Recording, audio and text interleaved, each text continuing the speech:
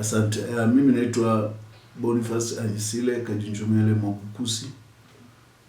Ni wakili wa kujitegemea. Niko mkoani Mbeya, lakini vile vile ni rais wa chama cha mawakili wa Tanganyika. Kimsingi katika swala la uboreshaji wa sheria zetu hatujapiga hatua inayojiridhisha, isipokuwa kwenye eneo moja tu ambalo japo tumejaribu kupiga hatua, nitalionyesha, lakini bado hatuna utashi. Lakini kwa sheria nyingi hatujapiga hatua, bali tumerudi nyuma zaidi. Tumerudi kule, tumekuwa na sheria mbaya zaidi kuliko zile alizoacha mkoloni. Kwa mfano kwenye sheria za uchochezi au kutamka mambo fulani bila kuwa na uthibitisho. Utaona mkoloni sheria zake alizitengeneza vizuri, aliweka ulinzi na utetezi wa kujitosheleza. Lakini vile vile mkoloni hakutumia makosa ya jinai kama chanzo cha kipato. Yaani sio maduhuli, yaani serikali isitegemee kusema maduhuli kupitia makosa ya jinai. Kwa hiyo yeye alijaribu kuonyesha tu kwamba kwenye makosa ya jinai yalikuwa very selective na adhabu zake zilikuwa zinashabihiana za kifedha pamoja na kifungo. Lakini saa hizi utaona kwamba serikali tumekwenda zaidi, tumeendelea kiasi kwamba ukiona waandishi wa sheria na uandikaji wa sheria ni kwamba wamegeuza makosa ya jinai kama kipato kwa nchi. Ndio utaona kwenye makosa kama ya mtandao unakutana na mafaini ya milioni 5, sijui milioni 3, milioni yote, faini zote zile zinaonyesha kwamba ile dhana nzima ya mfumo wa haki jinai tumeipotosha, sio ya kutiisha tena, ni kama source of income, kiasi ya kwamba sasa tutaanza kusikitika mbona watu waandiki, kipato kimepungua. Ndio utakuta kuna makusanyo makubwa, faini kubwa. Nakumbuka kuna wakati watu kama 6-7 hivi viongozi wa Chadema waliwahi kushtakiwa na mahakama fulani, karibu iliamuru milioni 200 na watu walipe. Yaani sio malipo ya kawaida kwenye kesi ya jinai, isipokuwa tu kama malipo ya namna ile yangekuwa yanaenda kwa mhanga. Yaani kwa mfano ni mtoto amebakwa. Ukisema mtu alipe milioni 20 kama zile au milioni 10 kama fidia. Yaani tuonyeshe kama ni kwamba ni moja ya adhabu ya kuimbasi yule victim, it's another thing. Lakini zile adhabu za kukusanywa kama za serikali tumekosea sana. Lakini vile vile bado hatujapiga hatua kubwa, kwa sababu marekebisho mengi ya sheria hayaendi kutatua tatizo yanayowakabili wananchi. Yanakuwa ni marekebisho ya sheria ya kuwapendelea viongozi. Kwa mfano wakati taifa halina uwezo wa kuajiri, unaona marekebisho ya sheria yanafanyika kwenda kuwapa marupurupu makubwa hata wenza wa viongozi. Yale ni maendeleo ya kisheria lakini yasiyo na maana. Jambo la pili, uhuru wa vyombo vya habari. Unakuwa na sheria inasema ya kuwezesha upatikanaji wa habari, lakini ukiisoma sheria ile ni ya kudhibiti wanahabari na kuzuia upatikanaji wa habari. Wakati wa koloni hawakuwa na namna hiyo, na ubaya wao wote walikuwa very fair katika uandikaji wa sheria zao. Lakini eneo lingine ambalo bado tumeshindwa kuliendeleza ni kwenye sheria za umiliki ardhi. Kwenye sheria za umiliki ardhi bado tuna kasumba ya ajabu kabisa. Yaani serikali inaamini yenyewe ndio inamiliki ardhi. Serikali inamiliki ardhi ipi? Hii ardhi ni Tanzania, lakini kila mwananchi awe na ardhi yake. Yaani ukishakuwa na eneo lako ni lako. Sio mtu anakuambia grant baada ya miaka fulani sijui ninarudi, sijui rais ni mdhamini, sijui nani ni mdhamini. Hapana, mtu amiliki ardhi yake. Ile italeta ulinzi na thamani ya kweli katika ardhi anayoimiliki mtu. Lile ni eneo la kwenye sheria ya ardhi hatujalifanyia kazi kabisa. Kiasi ya kwamba sasa tunabaki ardhi, mtu unashangaa migogoro mingi inasababishwa na ardhi, kwa sababu utakuta tuna maneno mengi, mipango mingi, sijui mpango wa matumizi bora ya ardhi, sijui mpango wa hati za kimila, sijui nini, lakini utakuta kwa uhalisia hatulengi kuaddress tatizo kiukamilifu. Ndio maana utakuta leo mwananchi yuko hapa hana uhakika, leo wana kijiji wanafukuzwa. Hilo ni eneo bado lenye changamoto, na eneo hili ndio linalosababisha unakuta kwa mfano changamoto kama yale ya Ngorongoro ya wapi, kwa sababu kiongozi yani anafikiri kwamba wananchi ni wapangaji tu, anaweza kuwaswaga anavyotaka. Hapana, tuna customary land, tuna sehemu ambazo ni za kwetu za asili.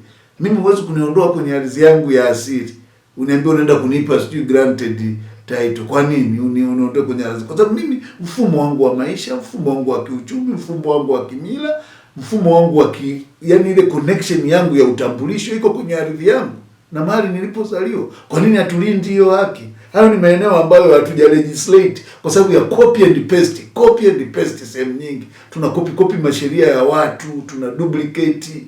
Kwa hiyo hatutungi sheria kwa ajili ya kuaddress mazingira yetu. Tunatunga for conveniences fulani. Kwa hiyo bado hilo eneo hatujalifanya vizuri.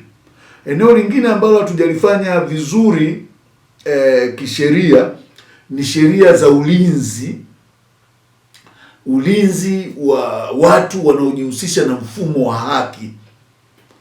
Kwa mfano mawakili hawajalindwa sawa sawa na ni watu muhimu, lakini utakuta labda mawakili wa serikali kidogo, majaji kidogo, na sio extensive lakini reasonable, unaweza kukuta reasonable kuna kitu fulani. Kwa hiyo mfumo mzima huu una changamoto, lakini kuna eneo ambalo tulianza vizuri. Nadhani ni wakati wa Magufuli katika kupitia sheria namba 6 na sheria namba 7 za maliasili, sheria za ulinzi wa maliasili. I think toka tupate uhuru hizo ndio moja ya sheria bora kabisa zilizoandikwa kizalendo. Yaani mwandikaji aliziandika kizalendo, bunge likazipitisha kizalendo. Yaani ukizisoma zile sheria zimelinda kwa ubora mkubwa sana rasilimali za nchi hii. Lakini changamoto iko kwa watekelezaji wa sheria zile na wasimamizi ndio waheshimu sheria zile. Zile sheria ni nzuri na zinatulinda ndani na nje, kwa sababu for the first time zimedomesticate karibu resolution 2 za kimataifa kuhusu ulinzi wa rasilimali. Kwa hiyo hizo sheria zina nguvu ya kimataifa, yaani sio sheria ya kawaida. Yaani sheria ambayo inatutangazia sovereignty katika rasilimali asili zetu. Lakini tunachokosa sasa ni viongozi wazalendo ambao wako tayari kulinda rasilimali za asili kwa maslahi ya taifa hili. Nadhani katika moja ya sheria bora sana ni hiyo ya mali asili, ulinzi wa rasilimali mali asili za asili zinazotokana na natural resources. Kwa hiyo katika eneo hilo ni eneo ambalo naweza kusema lilifanyika vizuri sana, na ni eneo ambalo tungezisimamia zile sheria kila mmoja angeanza kuona faida. Lakini nimeona zinabagazwa, zinabakwa, zinafikichwa, wengine wakataka kufanya hata mchakato wa kwenda kuzifuta. Ni kwa sababu hatuna akili, hatujui ni kipi kizuri, kipi kibaya. Lakini tungekuwa ni watu wenye akili timamu tu, zile za kuvukia barabara, those among the best law ambazo hazikutakiwa kuchezewa kabisa, na tungezisimamia, ungeona jinsi taifa linavyofaidika na rasilimali, kuanzia misitu, kuanzia wanyama. Kwa sababu kwa mfano tunapotangaza natural resources kwenye wanyama, maana yake ukimchukua sovereignty kwenye wanyama, maana yake ukimchukua twiga wetu tukikupa, tumekukodishia tu, utakaa naye, lakini hata akizaa mtoto kule ni wetu. Lazima tumfuatilie, tujue, na tutamrudisha huko tunapotaka. Lazima tujue tunafaidikaje kule unakokwenda nako. Ndio maana ya sovereignty katika natural resources. Lakini sasa utakuta bado watu wanabeba wanyama wetu, wanaondoka, watu wanauza misitu ovyo kwa bei, biashara ya hewa ukaa, bado wananchi wanafukuzwa kwenye maeneo yao ya asili bila kujua kwamba ile neema ni pamoja na wale wananchi. Kwa hiyo katika mazingira kama bado utaona migogoro yetu, bado sasa tuko kesi yetu ya bandari bado yuko mahakama ya rufani, ile ni natural resources.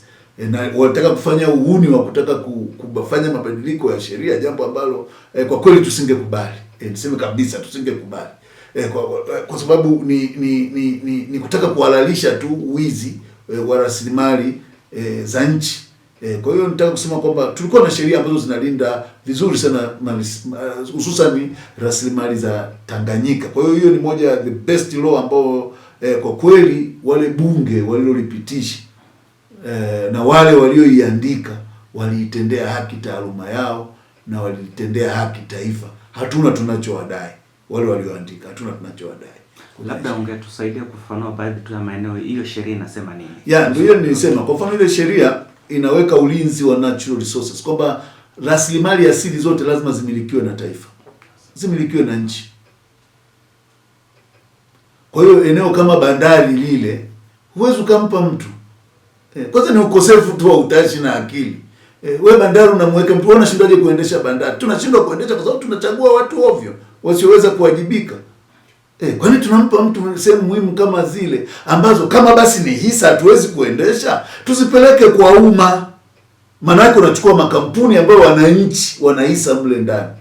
Tunachukua kampuni la maendeleo la taifa, tunakuwa nalo kampuni kama ya hifadhi ya jamii. Unaona mashirika kama bima si yanakosa hela, yanakosa hela kwa sababu unawekeza kwenye vitu visivyokuwa na tija. Makampuni haya ya social ya kuweka mifuko ya jamii ndio unayapa sehemu kama bandari kule yaweke nini, yaweke hisa zao. Kwa hiyo ina maana wananchi zile collective social funds, security funds peleka kule. CRDB ambao wananchi wanahisa na serikali inahisa, nenda kule. National Development Corporation NDC, nenda kule. Nini? Yaani wale watu sasa ndio wanamiliki, wanatengeneza directorate iliyoshiba, wanafanya usimamizi bora wa maeneo kama yale. Kwenye madini wanatengeneza namna ya kuengage na kuhakikisha kwamba anapokuja mgeni anafaidi, lakini taifa lina faidi. Kwenye natural resources tunafanya, ndio matakwa ile sheria. Ile sheria vile vile inataka kwamba mikataba yote na migogoro yote inayohusu ile itatuliwe ndani ya nchi. Ile ni jambo jema. Wewe mtu unataka mali asili zetu alafu unasema uamini mifumo yetu ya haki, na sisi tunasema kweli atuamini. Mtu anakwenda kusaini kibwege mikataba ya namna hii. Ni kwamba kama mtu aamini mifumo yetu, maana yake anataka kutuibia. Utaaminije rasilimali zetu lakini usiamini mifumo yetu? Na mifumo yetu kwa nini tusirekebishe? Watu kwa nini wanaitilia mashaka? Ni kweli tusikatae mifumo yetu ina madhaifu, hususan unapokuwa ukishtaki serikali. Kwa nini serikali isirekebishe hilo? Kwamba iache mahakama. Kama wewe serikali umekosea, kubali kuwajibika kama yale, tuboreshe. Kwa hiyo sheria ile inasema mambo yafanyike ndani humu ndani. Hii inahitaji uwazi. Yaani mikataba hii ipite bungeni na ijadiliwe na wananchi kwa uwazi. Lakini tuliona mikataba mingine ikiwemo ya bandari ile ni tikitaka vitisho, ukiuliza unaambiwa muhaini, unafanya nini, watu wanafikiri. Lakini tulieleza kwamba tumeshaweka position. Hiyo ni jukumu la wewe mwekezaji kujijua tu. Lakini sisi tumemwambia sheria zetu haziruhusu hicho kilichofanyika. Ziko wazi kabisa. Na rasilimali ile tunailinda na tutailinda kwa wivu mkubwa. Sheria ile ndio imesema, sio mimi. Vile vile sheria ile imeweka utaratibu wa kama kuna tatizo lishughulikiwaje, tufanyeje ili kutatua tatizo. Lakini wenzetu ni kama hawataki kulifanya. Kwa hiyo limeweka njia bora ya namna ya kurekebisha mapungufu au machangamoto yanayojitokeza na mikataba ya uwekezaji. Kwa hiyo ina maana sheria ile ilikuwa inatibu changamoto ile iliyokuwepo katika nchi ya namna ya kutatua migogoro inahusiana na rasilimali asili. Hayo ni moja ya maeneo ambayo tunaweza kusema kwamba sheria ilikuwa very elaborative, na kama ninavyosema ime domesticate kama resolution mbili za Umoja wa Mataifa kuhusiana na ulinzi au sovereignty, yani uhuru wa nchi katika umiliki wa rasilimali asili zake. Kwa hiyo ni mkataba ambao una nguvu kuliko hii mikataba mingine ni sheria ambayo ina nguvu kuliko mikataba hii mingine ya kimataifa unayoijua. Kwa sababu ukisoma Vienna Laws of Treaty imeelekeza ni kwa namna gani sheria za ndani zinaweza zikawa na nguvu dhidi ya mkataba wa kimataifa na ni kwa mazingira gani. Kwa hiyo ni baadhi ya maeneo ambayo unaweza kusema sheria ile kwa kweli imefanya vizuri sana. Hasa ile kusisitiza umiliki wa umma kwenye rasilimali za asili, kwamba kisima cha kijiji kisimilikiwe na mtu, kibaki kwa kisima cha kijiji.